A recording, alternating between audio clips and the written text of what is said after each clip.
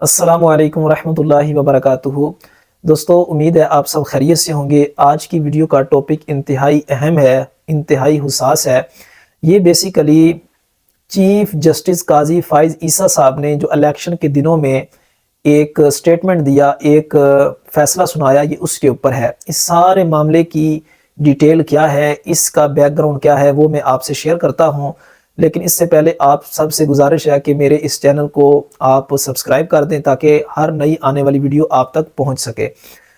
تو دوستو، ایک قادیانی شخص جس کا نام مبارک احمد سمیع تھا، اسے 7 جنوری 2023 کو اس مقدمے میں گرفتار کیا گیا کہ وہ قادیانیوں کا لٹریچر مسلمانوں میں تقسیم کر رہا تھا۔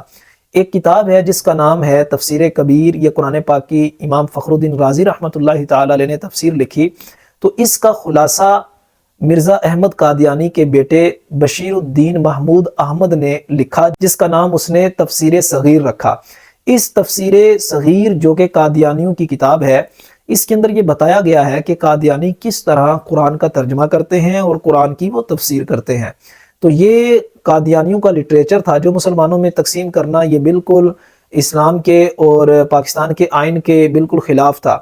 تو جب اس شخص کو گرفتار کیا گیا، اس کا مقدمہ جب قاضی فائز عیسیٰ کے پاس پہنچا تو انہوں نے اسے کچھ سزا وغیرہ سنا کے کچھ اسے پیسوں کی سزا کی اور اس کے بعد اسے بری کر دیا اور اس کی ضمانت منظور کر دی۔ اور اس کے اوپر جو انہوں نے کمنٹس پاس کیے اور سٹیٹمنٹ دی وہ یہ ہے کہ سورہ نحل سے اور سورہ یونس سے اور سورہ رعد سے انہوں نے ریفرنس کوٹ کیے کہ جناب، جس طرح دین کے اندر کوئی زور زبردستی نہیں ہے اور نبی کریم صلی اللہ علیہ وآلہ وسلم کو بھی اللہ تعالیٰ نے یہ قرآن کے اندر فرمایا ہے کہ آپ کا کام تو صرف پہنچا دینا ہے، تو دین میں زور زبردستی نہیں ہے، تو لہٰذا جو قادیانی ہیں وہ بھی جو ہے اپنے مذہب کی لوگوں کے درمیان وہ اشاعت کر سکتے ہیں۔ تو یہ جو انہوں نے سٹیٹمنٹ دی، اس کے اوپر سب مسلمانوں کا جو دل ہے وہ بڑا مغموم ہے کہ انہوں نے یہ فیصلہ قرآن کے مطابق بالکل بھی نہیں سنایا، کیونکہ قادیانی جو ہیں بیسیکلی یہ مسلمانوں کے لبادے میں اپنے آپ کو ظاہر کرتے ہیں۔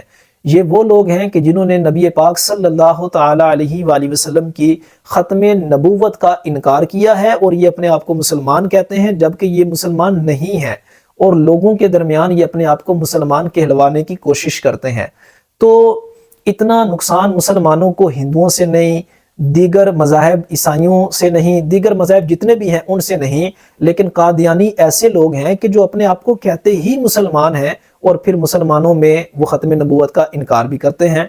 تو جو ایک پاکستان کا آئین ہے جسے 26 اپریل 1984 کے اندر ضیاء حکومت کے اندر بھی پاس کیا گیا تھا، وہ یہ ہے کہ جو قادیانی ہیں انہیں کافر قرار دیا اور یہ اپنی عبادت گاہ کا نام مسجد نہیں رکھ سکتے، اس کے اوپر مینار نہیں بنا سکتے، اس کے اندر اذان نہیں دے سکتے۔ تو یہ جو فیصلہ انہوں نے سنایا ہے یہ تو پاکستان کے آئین کے مطابق بھی نہیں ہے۔